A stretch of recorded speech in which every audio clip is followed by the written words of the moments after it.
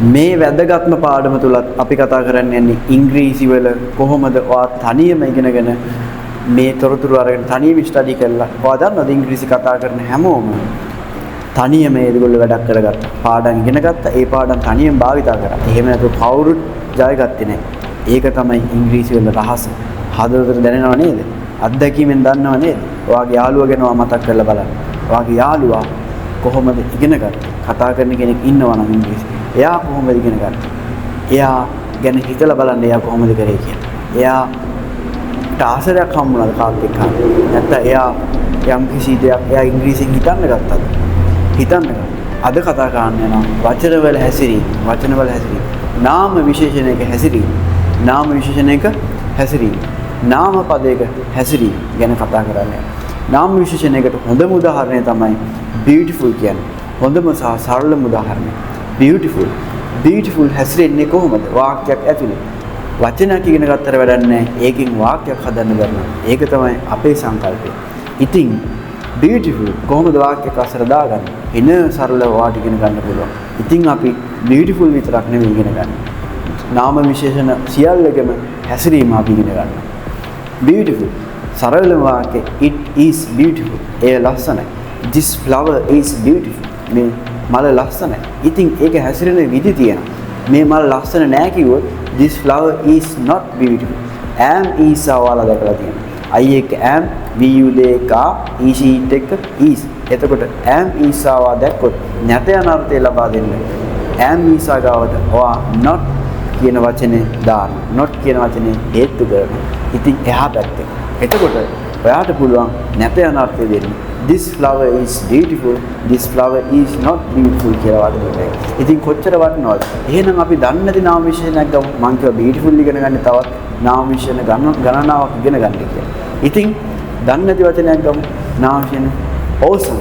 awesome කියන්නේ අනර්ගයි. beautiful වගේම තමයි. අනර්ගය කියන්නේ නාම විශේෂණ. නාම විශේෂණයක් කියන්නේ නාම පදයක් විස්තර වෙලා. beautiful කියන්නේ අපි ඉස්සෙල්ලා කිව්වේ මේ මල ලස්සනයි. මල කියන්නේ නාම පදයක්. ඒ නාම පදේ විස්තර වෙලා beautiful කියන එක මල විස්තර කරනයක් ලක් වෙලා. ඉතින් awesome කියන්නේ අනර්ගයි කියන එක. awesome.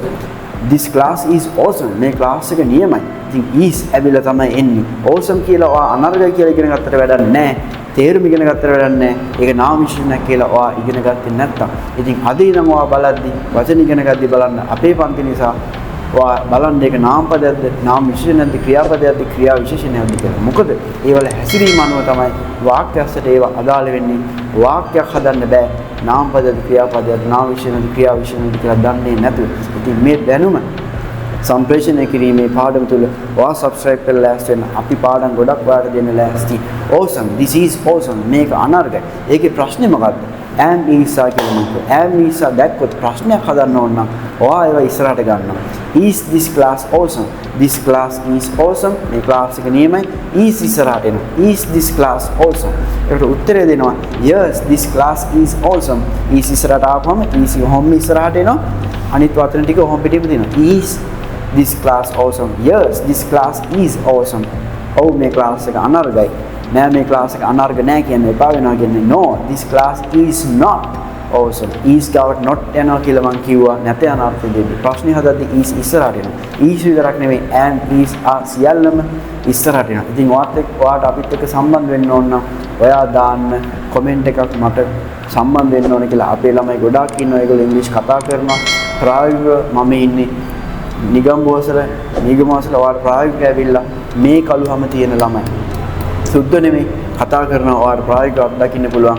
අපේ channel එකත් එක්ක සම්බන්ධ වෙන්න subscribe කරන්න. අපි ලොකු ගමනක් යනවා මේ තුල. අපිට දැක්මක් තියෙනවා. ළමයි ගොඩක් කතා කරලා කියනවා අපේ ළමයා දැන් කතා කරනවා ගොඩක් හොඳයි ප්‍රතිඵල තියෙනවා. ඒ සියල්ලම කියනවා. ඒ තුල තමයි මේ විශ්වාසය දෙමාපිය තබපු විශ්වාසය ළමයි තබපු විශ්වාසය ළමයිගේ ආදරේ ප්‍රතිඵලය තුල අපි දේවල් කරගෙන යනවා. ඒගොල්ලොත් එක්ක ඔයාලට පුද්ගලිකව කතා කරලා බලන්න පුළුවන්. ඔයා කොහොමද සම්බන්ධ වුනේ? ඔයාගේ අත්දැකීම් මොකක්ද? ඒ අවස්ථාවත් අපි ලබා දෙනවා my class එකේ. මේ ෆිසිකලි ඇවිල්ලා බලන්නත් පුළුවන්. ඒක තමයි දේ. ඉතින් නාම විශේෂණයක හැසිරීම දැන් කතා කරා. හොඳේ නාම විශේෂණයක හැසිරීම. ඉතින් ඒක ගොඩාක් පාට වැදගත්. වචන ඉගෙන ගද්දී වචන වලින් තමයි ඉංග්‍රීසි හැදලා තියෙන්නේ. වාක්‍ය රටාව වලින් තමයි ඉංග්‍රීසි හැදලා තියෙන්නේ. ඉතින් ඒක වාට ගොඩාක් වැදගත්. හොඳේ. so Awesome. Is this awesome? Is this class awesome? Yes, this class is awesome. No, this class is not awesome. තව නාම විශේෂණයක් ගත්තොත් ඒ වගේම එකක් expensive. Expensive කියන්නේ මිල අධිකයි. හරිද? එතකොට මේ coat එක මිල අධිකයි කිව්වොත් this coat is expensive. මේ coat එක නාම පදයක්. මේක විස්තර වෙලා. This coat is expensive. එතකොට ඒකේ ප්‍රශ්නේ is ඉස්සරහට. Is this coat expensive? Negative. No, this coat is not expensive. මිල අධිකයි නම් yes, this coat is expensive. Question එක මොකද්ද? Is this coat expensive? Yes, this coat is expensive. No, this coat is not expensive.